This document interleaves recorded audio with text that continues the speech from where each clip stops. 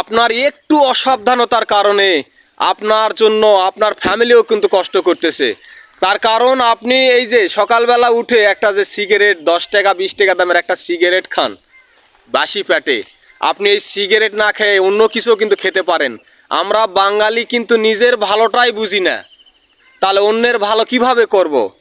আপনি নিজের ভালো কিভাবে বুঝলেন? আপনি সকালবেলা যদি এই সিগারেট খান, আপনার দেহ একেবারে ভিতর থেকে একদম পোকা মাকড় যেরকম কুড়ে কুড়ে একটা জিনিসকে খায়, এরকম কিন্তু আপনার শরীর হয়ে যাচ্ছে। আপনি কিন্তু খেয়ালই করতেছেন না।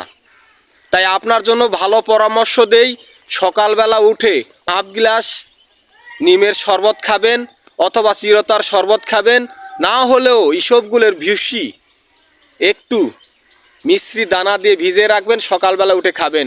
এতে করে আপনি সুস্থ থাকবেন, আপনার জন্য আপনার ফ্যামিলি খুশি থাকবে। ভালো থাকে।